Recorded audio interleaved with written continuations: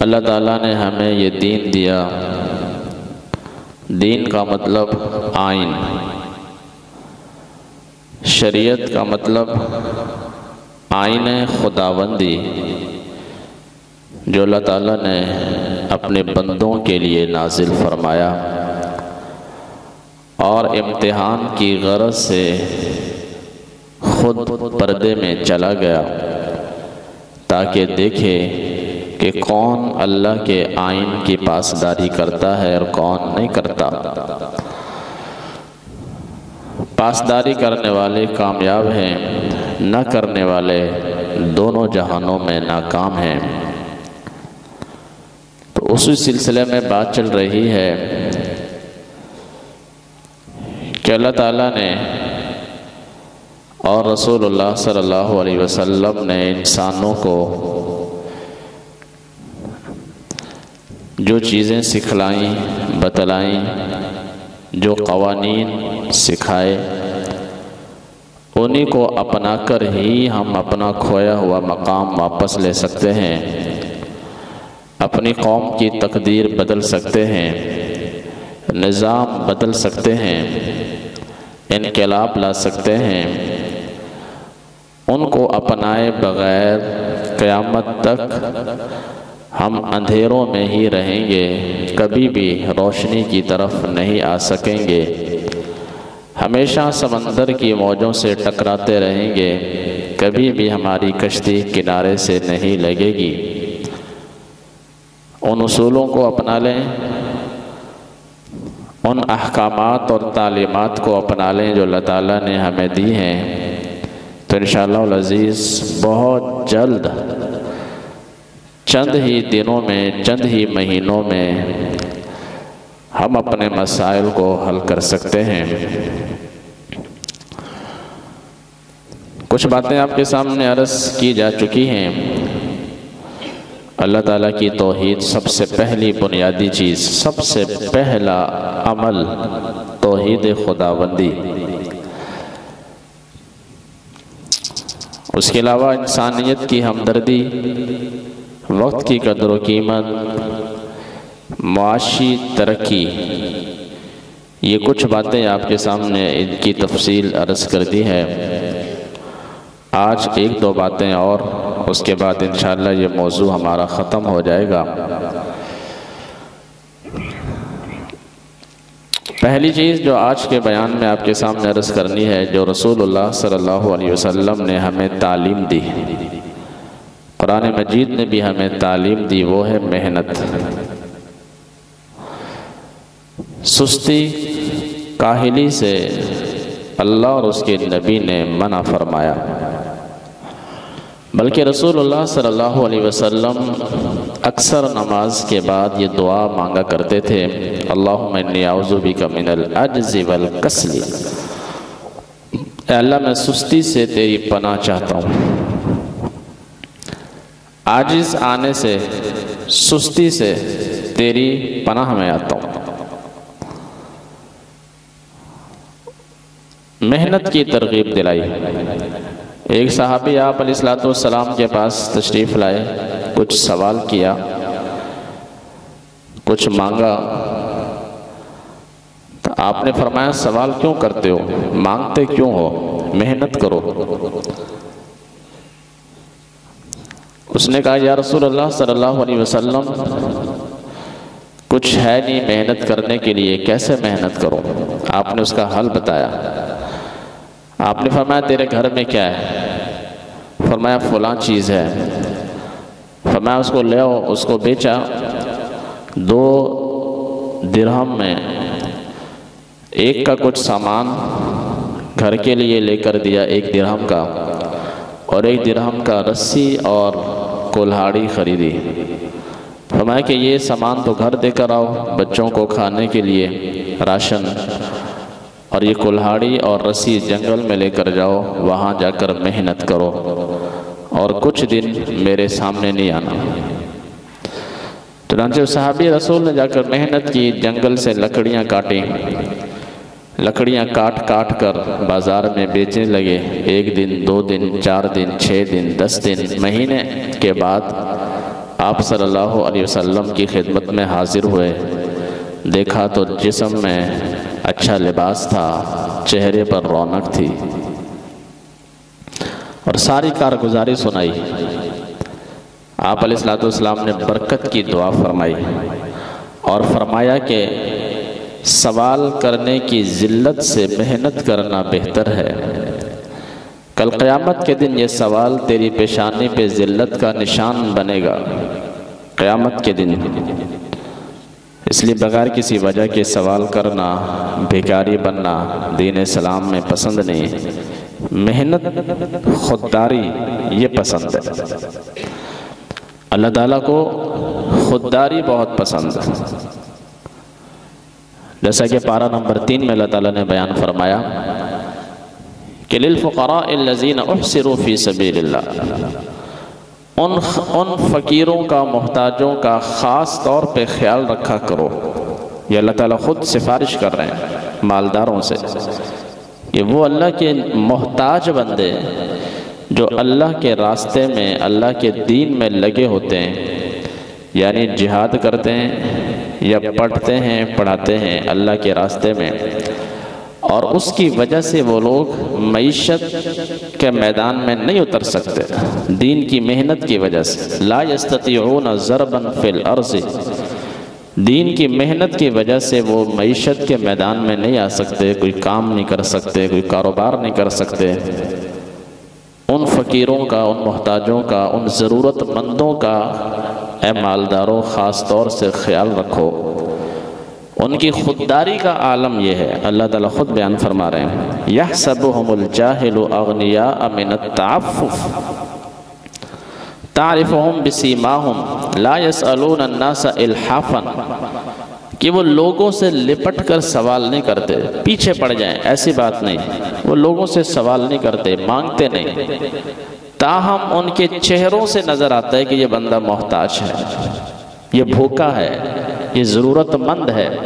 تعرفهم بسیماهم، ان کے چہروں سے پتہ چلتا ہے، ان کے پیشانی سے پتہ چلتا ہے کہ یہ آدمی ضرورت مند ہے، محتاج ہے، وہ لوگوں سے لپٹ کر نہیں مانگتے، خوددار ہیں۔ وَمَا تُنْفِقُوا مِنْ خَيْرٍ، ایسے لوگوں پہ تم جتنا بھی خرچ کرو گے، تھوڑا یا زیادہ، تو اللہ قیامت کے دن اسے تمہارے سامنے کر دے گا۔ یہ خوددار لوگ ہیں، اللہ کے دین کا کام کر رہے ہیں، لیکن لوگوں سے مانگتے نہیں، لپٹ کر نہیں سوال کرتے، اس لیے لوگوں سے کہا گیا کہ ان کا خیال کرو۔ اس لیے آپ علیہ السلام نے صحابی سے کیا فرمایا کہ سوال کرنا قیامت کے دن ذلت کی علامت ہوگا، اس سے بہتر ہے کہ تو محنت کرے اور اپنے بچوں کا پیٹ پالے۔ محنت کرنا میرے بھائیو انبیاء کی سنت ہے، کم و بیش تقریباً تمام انبیاء نے محنت کی، بکریاں چرائیں، مشکل کام، بکریاں چرانا مشکل کام، بکریوں کو سنبھالنا بہت مشکل ہے، لیکن انبیاء سے اللہ تعالیٰ نے یہ کام کروایا۔ حضرت موسیٰ علیہ السلام کا قصہ قرآن میں، رسول اللہ صلی اللہ علیہ وسلم کا قصہ سیرت مصطفیٰ کی کتابوں میں، آپ نے بکریاں چرائیں۔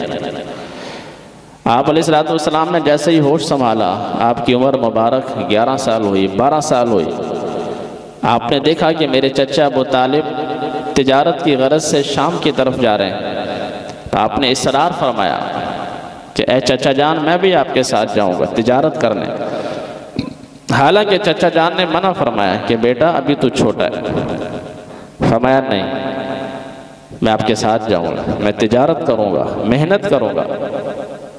یہ جذبہ تھا رسول اللہ صلی اللہ علیہ وسلم کا، بچپن سے ہی جذبہ تھا، بچپن سے ہی یہ چاہت تھی کہ میں محنت کروں، اپنے چچا جان کا ہاتھ بٹاؤں۔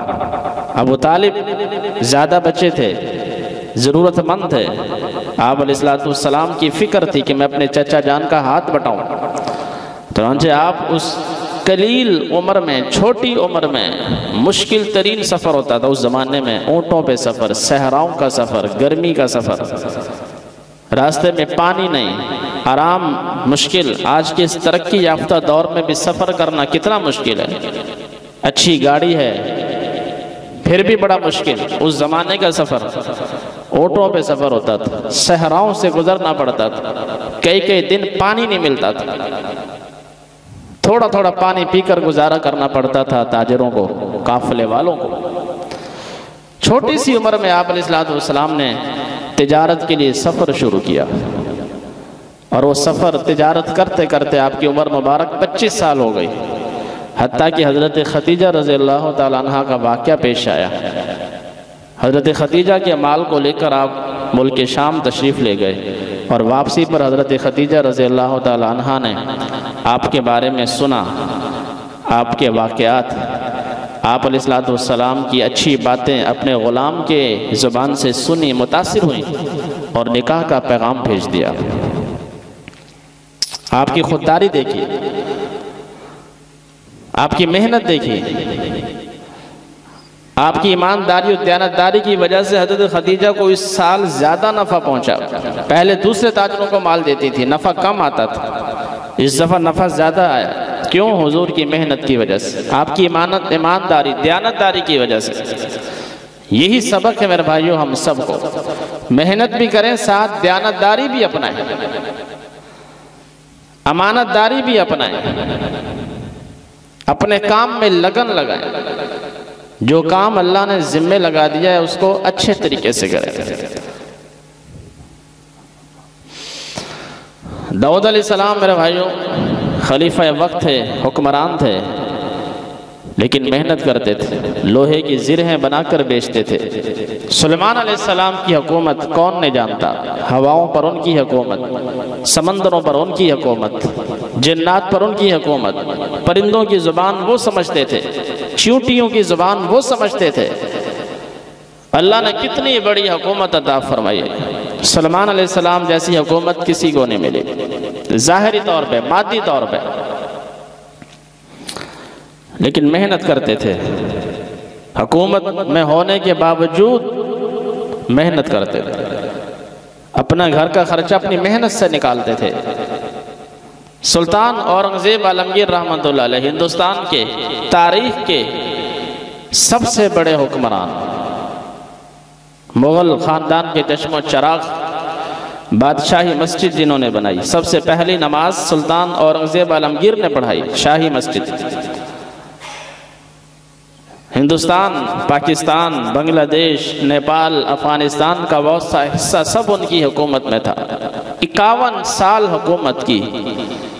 بدقسمتی سے اورنگزیب عالمگیر رحمۃ اللہ علیہ کے جو بیٹے تھے وہ ناخلف تھے، نااہل تھے. اورنگزیب کی وفات کے بعد ہی انگریز نے اپنا قبضہ جمانا شروع کیا 18ویں صدی کے آغاز میں. اگر اورنگزیب رحمۃ اللہ علیہ کے بچے صحیح ہوتے، اہل ہوتے، تو پھر انگریز ہندوستان پر قبضہ نہ کر سکتا. 51 سال حکومت کی، لیکن ان کے بارے میں آتا ہے وہ محنت کرتے تھے. ان کے ہاتھ کے لکھے ہوئے قرآن مجید آج بھی شاہی قلعہ میں موجود ہے. شاہی قلعہ میں ان کے ہاتھ کی خطاطی بڑے خوبصورت انداز میں لکھتے تھے. اپنے گھر کا خرچہ اس سے چلاتے تھے.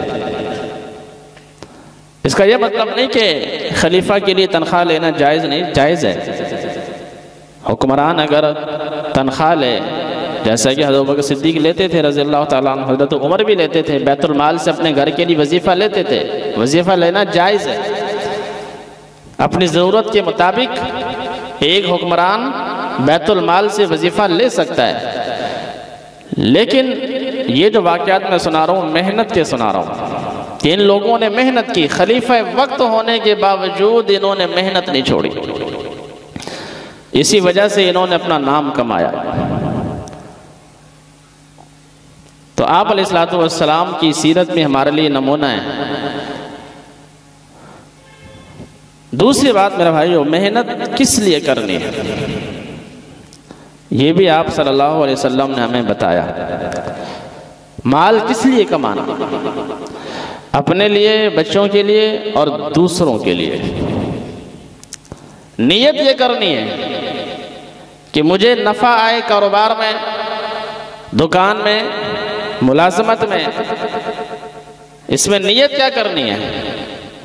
کہ اپنے بچوں کا، جو بہن بھائی جو بھی اس کے پرورش میں ہے، جو بھی، اس کے علاوہ دوسروں پہ خرچ کرنا، یہ نیت کرنی ہے۔ یہ نہیں میرے بھائیو کہ مال اس نیت سے کمایا کہ میں لوگوں میں بڑا بن جاؤں، مال اس نیت سے کمایا کہ میرا نام ہو، میری شان ہو، دکھلاوا اور ریاکاری کی نیت سے نہیں۔ اللہ نے منع فرمایا الذین ينفقون اموالهم رئاء الناس، جو لوگ اس نیت سے مال خرچ کرتے ہیں کہ لوگ دیکھیں، لوگوں کو دکھانے کے لیے، یہ وہ لوگ ہیں جو اللہ پر اور آخرت پر ایمان نہیں رکھتے۔ من یکن الشیطان لہ قرینا فساء قرینا، شیطان ان کا دوست ہوتا ہے جو کہ بہت برا دوست ہے۔ سورہ ماعون میں ذکر فرمایا الذین ھم یراؤن، کہ برباد ہو جائیں وہ شخص جو نماز نہیں پڑھتے، برباد ہو جائیں وہ شخص جو نمازوں سے غفلت کرتے ہیں، برباد ہو جائیں وہ شخص جو دکھلاوا کرتے ہیں۔ الذین ھم یراؤن، لوگوں کو دکھانے کے لیے مال خرچ کرتے ہیں کسی بھی شعبے میں، چاہے وہ دین کا شعبہ ہو، چاہے وہ دنیا کا شعبہ ہو۔ مال کمانا ہے کس لیے؟ اپنی ضرورت، اپنے بچوں کی ضرورت، تاکہ لوگوں سے مانگنا نہ پڑے، بھکاری نہ بننا پڑے، اس نیت سے مال کمانا ہے۔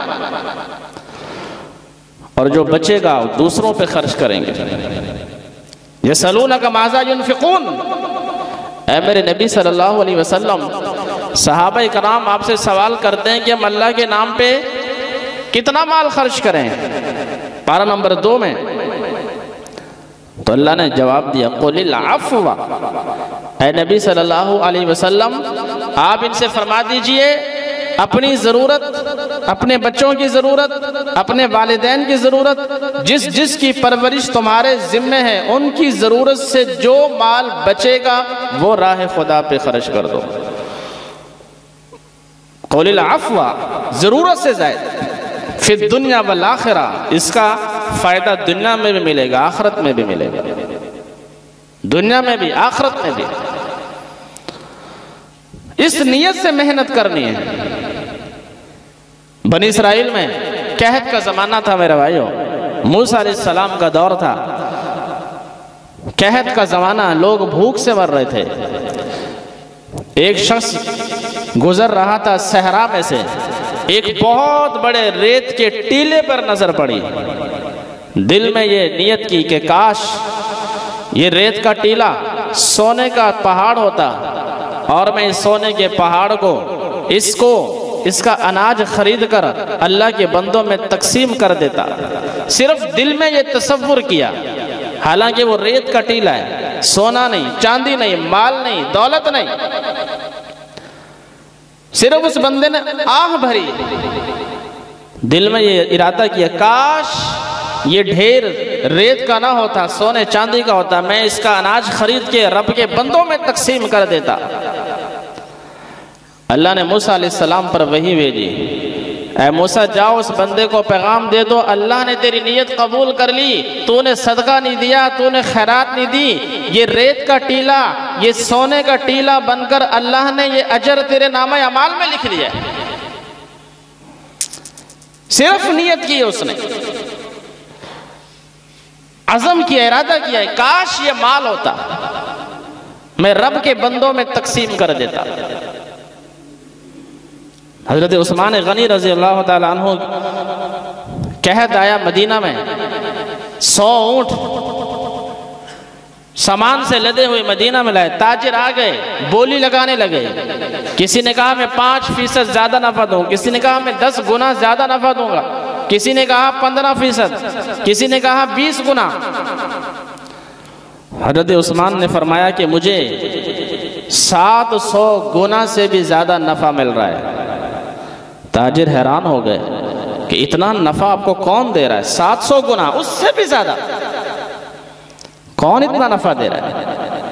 قرآن کی آیت پڑھی، مثل الذین ینفقون اموالہم فی سبیل اللہ، پارہ نمبر 3، مثال ان لوگوں کی جو اللہ کے نام پر خرچ کرتے ہیں کمثل حبۃ، اس دانے کی طرح ہے جو دانہ زمین پر ڈالا جاتا ہے، اس دانے سے 7 خوشے نکلتے ہیں، ہر خوشے میں 100 دانہ ہوتا ہے، ایک دانہ 700 دانہ لے کر زمین سے نکلتا ہے، تو 1 روپیہ جو خرچ کیا جاتا ہے وہ 700 روپے کے برابر بن جاتا ہے۔ بلکہ قرآن کے الفاظ ہیں واللہ یضاعف لمن یشاء، اللہ اس سے بھی زیادہ عطا کرتا ہے، واللہ واسع علیم، وہ وسعت والا ہے، اس کے ہاں کنجوسی نہیں، وسیع اس کے پاس خزانے ہیں، علیم جاننے والا ہے، کوئی چیز اس سے چھپی نہیں۔ ایسا نہیں ہوگا کہ آپ نے اللہ کے نام پہ 1000 روپے خرچ کیے تو اللہ تعالیٰ کے علم میں 500 آیا 500 بھول گیا، نہیں، جتنا خرچ کرو گے وہ جانتا ہے، کوئی چیز اس سے مس نہیں ہوتی۔ لا یضل ربی ولا ینسا۔ حضرت عثمان نے فرمایا کہ مجھے جتنا نفع مل رہا ہے راہ خدا میں خرچ کرنے کے لیے، چنانچہ سارا کا سارا مال اور ابا پہ تقسیم کر دیا۔ اس نیت سے محنت کرنے میں بھائیو، رسول اللہ صلی اللہ علیہ وسلم کا ارشاد گرامی ہے، آپ کا فرمان ہے من طلب حلالا استعفافا عن المسئلہ، جو آدمی رزق حلال کمائے، محنت کرے اس نیت کے ساتھ کہ میں اپنے بچوں پہ خرچ کروں، مجھے لوگوں سے نہ مانگنا پڑے، مجھے کسی سے سوال نہ کرنا پڑے، مجھے کسی کے سامنے دستے سوال دراز نہ کرنا پڑے، اس نیت کے ساتھ، اور تاکہ میں رب کے بندوں پہ خرچ کروں، اس نیت سے میں مالدار بن جاؤں، اس نیت سے میں امیر بن جاؤں، دولت مند بن جاؤں۔ تو حدیث کے الفاظ ہیں لقی اللہ یوم القیامہ ووجہہ، وہ قیامت کے دن اللہ سے اس حالت میں ملے گا کہ اس کا چہرہ چاند کی طرح چمکتا ہوگا۔ کتنے فضائل ہیں، مال آپ نے کمانا ہے، تجارت آپ نے کرنی ہے، جو نصیب کا آپ کو ملنا ہے، نیت اچھی کر لو۔ بخاری کی حدیث ہے، ایک شخص نے مسجد کے دروازے پہ ایک کھونٹا لگایا تاکہ مسافر آئیں اور اپنی سواری باندھ لیں نماز پڑھنے کے لیے، نیت یہ تھی۔ دوسرا آیا، اس نے وہ کھونٹا اکھاڑ دیا تاکہ کسی کی ٹھوکر نہ لگ جائے۔ حدیث کے الفاظ ہے اللہ نے دونوں کی بخشش کر دی، نیت دونوں کی اچھی تھی، اللہ نے دونوں کی مغفرت فرما دی۔ کتنے آسان اصول دین نے دیے میرے بھائیو، پھر بھی ہم ترقی نہیں کرتے، پھر بھی ہمارے معاشرے میں انقلاب نہیں آتا، پھر بھی ہم عمل نہیں کرتے۔ آسان فارمولے دین نے ہمیں عطا فرمائے، اس سے سکون بھی ملے گا۔ کسی کو دے کر دیکھو، کسی بھوکے کو کھانا کھلا کر دیکھو، کسی ننگے کو کپڑا پہنا کر دیکھو، کسی بے چھت والے بے گھر کو گھر بنا کر دیکھو، کسی کے سر پہ دستے شفقت رکھ کر دیکھو، کتنا سکون ملتا ہے۔ یہ قرآن کے الفاظ ہیں وَمَثَلُ الَّذِينَ يُنْفِقُونَ أَمْوَالَهُمُ ابْتِغَاءَ مَرْضَاتِ اللَّهِ وَتَثْبِيتًا مِّنْ أَنفُسِهِمْ، راہ خدا میں خرچ کرنے کے فضائل، اللہ کی رضا بھی ملتی ہے، دلوں کو سکون بھی ملتا ہے۔ وَتَثْبِيتًا مِّنْ أَنفُسِهِمْ، اللہ کی رضا بھی ملتی ہے، دل کو سکون بھی ملتا ہے، موت کی سختی دور ہوتی ہے۔ یہ وہ فارمولہ، یہ وہ ضابطہ جو میرے نبی صلی اللہ علیہ وسلم نے ہمیں سکھایا ہے۔ محنت کرنی، ہاتھ پہ ہاتھ دھر کے نہیں بیٹھنا، لیکن نیت اپنی کیا کرنی ہے۔ جن کے پاس مال نہیں وہ بھی نیت کر سکتے ہیں، اللہ سے مانگ سکتے ہیں، کیا پتا کسی کے نصیب میں کیا لکھا ہے۔ کتنے واقعات ہیں اللہ تعالیٰ نے فقیروں کو کہاں پہ کہاں پہنچا دیا، کتنے واقعات ہیں۔ بڑے بڑے امیروں کے واقعات آپ کو ملیں گے، ملازمت تلاش کر رہے ہیں، ملازمت نہیں مل رہی، کاروبار کرتے ہیں، نقصان ہو جاتا ہے، بہت سے واقعات ہیں۔ تنہائی میں بیٹھ کر اللہ سے وعدہ کر لیا، اللہ اچھی ملازمت مل جائے، اللہ میرے کاروبار میں برکت دے دے، میں اپنی آمدنی میں سے اتنا حصہ وعدہ کر لیا، اتنا حصہ تیرے نام پہ خرچ کروں گا۔ اللہ نے برکت دے دی، ملازمت بھی دے دی، کاروبار میں برکت بھی دے دی، اور پھر انہوں نے بھی وعدے کو پورا کیا۔ جتنا وہ خرچ کرتے گئے اللہ دیتا گیا۔ اور کچھ واقعات ایسے بھی ہیں، وعدہ تو کر لیا لیکن بعد میں بھی اس وعدے کا پاس نہیں کیا، وعدے کا لحاظ نہیں رکھا، اللہ نے پھر دوبارہ کاروبار میں نقصان کر دیا۔ تو میرے بھائیو، اس سے مال میں کمی نہیں ہوتی، اضافہ ہوتا ہے۔ قرآن کے الفاظ ہیں یمحق اللہ الربا ویربی الصدقات۔ اسی کو شاعر نے، چونکہ بات چل رہی ہے رسول اللہ صلی اللہ علیہ وسلم کی انقلابی، اور شاعر نے بھی اسی کو موضوع بنایا ہے۔ آج آخری بیان ہے اس موضوع کا۔ غریبوں کو محنت کی رغبت دلائی کہ بازو سے اپنے کرو تم کمائی، خبر تاکہ لو اس سے اپنی پرائی، نہ کرنی پڑے تم کو در در گدائی۔ سمجھ آ گیا ہوگا آپ؟ غریبوں کو محنت کی رغبت دلائی، محنت کرو کہ بازو سے اپنے کرو تم کمائی، کیوں؟ خبر تاکہ لو اس سے اپنی پرائی، اپنی بھی پرائی بھی، نہ کرنی پڑے تم کو در در گدائی، گدائی بھکاری۔ آگے فرمایا طلب سے ہے دنیا کی گر یہاں یہ نیت، اگر یہ نیت ہے تو چمکو گے وہاں ماہ کامل کی صورت۔ ماہ کامل کا معنی 14ویں کا چاند۔ یہ حدیث شریف کے الفاظ ہیں جو شاعر نے شعر کی صورت میں آپ کے سامنے بیان کر دیے۔ اگر اس نیت سے مال کماؤ گے کہ اپنی بھی خیر، اپنی بھی خبر، دوسروں کی بھی خبر، تو قیامت کے دن ماہ کامل 14ویں کے چاند کی طرح چمکو گے۔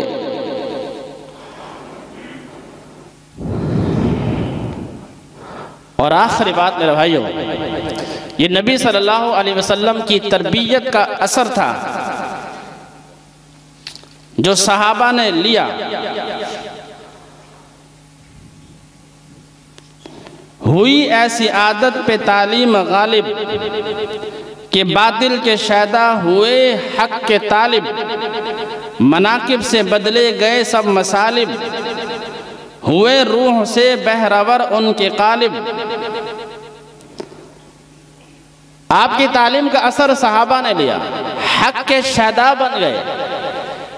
جتنا مال آیا گھر پہ رکھا، جتنی ضرورت تھی رکھ لیا، باقی راہ خدا پہ خرچ کر دیا۔ سینکڑوں مثالیں اس کی، ایسی ایسی مثالیں انسانی عقل حیران دنگ رہ جاتی ہے۔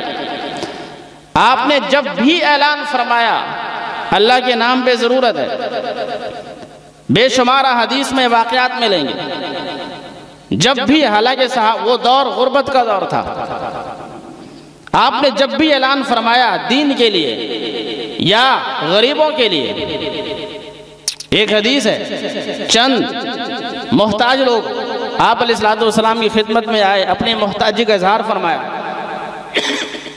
اسی طرح مجمع لگا ہوا تھا، وہ محتاج تھے، آپ نے اعلان فرمایا کون ان کی مدد کرے گا؟ مجمع میں سے ایک شخص کھڑا ہوا، گھر گیا، جو اس کی حیثیت تھی لے آیا۔ اسے دیکھ کر باقیوں نے بھی دینا شروع کر دیا، ڈھیر لگ گیا، ڈھیر لگ گیا۔ تب اللہ کے نبی نے فرمایا کہ جس نے نیکی کی ابتدا کی سارا ثواب اس کو ملے گا۔ جنگ تبوک کے اندر اللہ کے نبی صلی اللہ علیہ وسلم نے اعلان فرمایا کہ مجاہدین کے لیے ضرورت ہے مال کی۔ بے شمار واقعات ملیں گے میرے بھائیو۔ ایک واقعہ ہے، سارا دن محنت کی، سارا دن مزدوری کی، چند کلو کھجوریں مزدوری میں ملی، ان کھجوروں کے 3 حصے کیے، ایک حصہ اپنے بچوں کے لیے رکھ لیا، 2 حصے لا کے راہ خدا میں رکھ دیے۔ سارا دن محنت کی مزدور نے، چند کلو کھجوریں ملی، ایک حصہ بچوں کے لیے، 2 حصے راہ خدا میں، اللہ کی طرف سے اس بندے کے لیے سلام نازل ہوئے۔ میرے حبیب صلی اللہ علیہ وسلم اس کھجور دینے والے کو پیغام دے دو اللہ نے تیری یہ خیرات قبول کر لی۔ دیکھنے میں تو چند کلو کھجوریں تھی جو راہ خدا میں دی، لیکن اس کا جذبہ دیکھو، وہ کھجوریں تھی لیکن جذبہ دیکھو۔ یہ صحابہ نے اثر لیا۔ اس کے بعد میرے بھائیو، یہ سارے چیزیں سکھا کر صحابہ کرام نے یہ چیزیں لی۔ جب ایک جماعت تیار ہو گئی جو انقلاب لا سکے، آپ علیہ السلام کی خلافت کو سنبھال سکے، پھر آپ علیہ السلام اس دنیا سے پردہ فرما گئے۔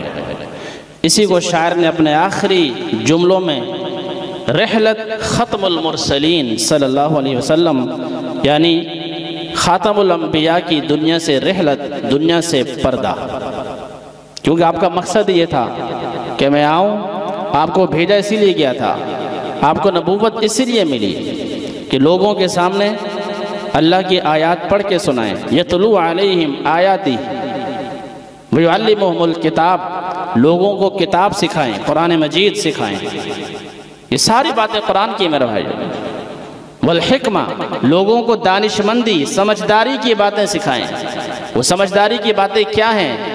آئین خدا بندی کو سیکھنا، گناہوں سے بچنا، نیکی کی طرف راغب ہونا۔ صحابہ کرام نے پوچھا یا رسول اللہ صلی اللہ علیہ وسلم، جس کے دل میں حکمت آ جائے اس کی علامت کیا ہے؟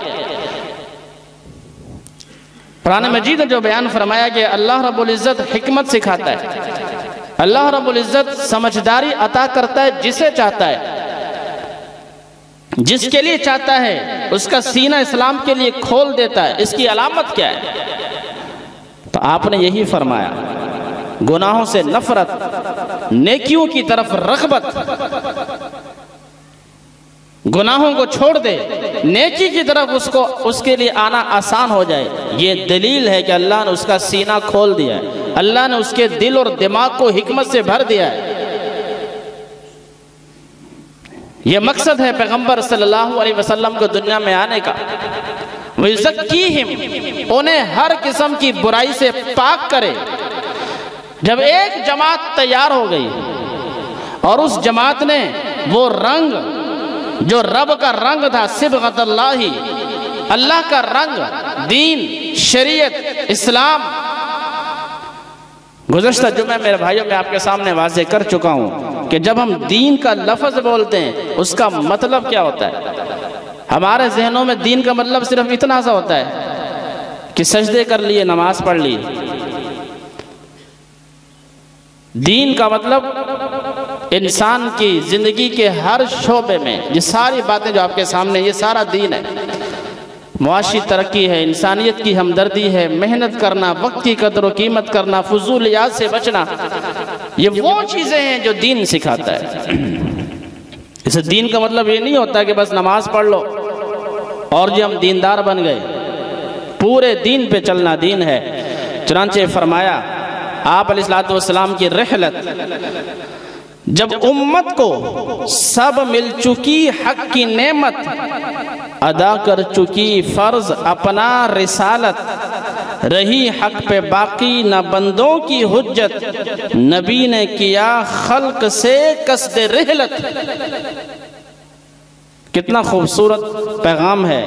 جب امت کو سب مل چکی حق کی نعمت، ادا کر چکی فرض اپنا رسالت، رہی حق پہ باقی نہ بندوں کی حجت، نبی نے کیا خلق سے قصد رحلت۔ تو اسلام کی وارث ایک قوم چھوڑی، تو اسلام کی وارث ایک قوم چھوڑی، کہ دنیا میں جس کی مثالیں ہیں تھوڑی۔ صحابہ کی جماعت، آپ علیہ السلام نے جماعت چھوڑی جس کی مثالیں دنیا میں نہیں ملتی۔ چنانچہ اسی جماعت نے میرے بھائی جو پھر آگے نبی کے مشن کو آگے بڑھایا، اور پھر دنیا میں زمین میں وہ انقلاب برپا فرمایا جس کی مثال انسانی تاریخ میں نہیں ملتی۔ یہ سادہ سادہ سے اصول ہیں میرے بھائیو، ان کو اپنائیں، دنیا میں بھی سرخرو، آخرت میں بھی سرخرو۔ وما علینا الا البلاغ۔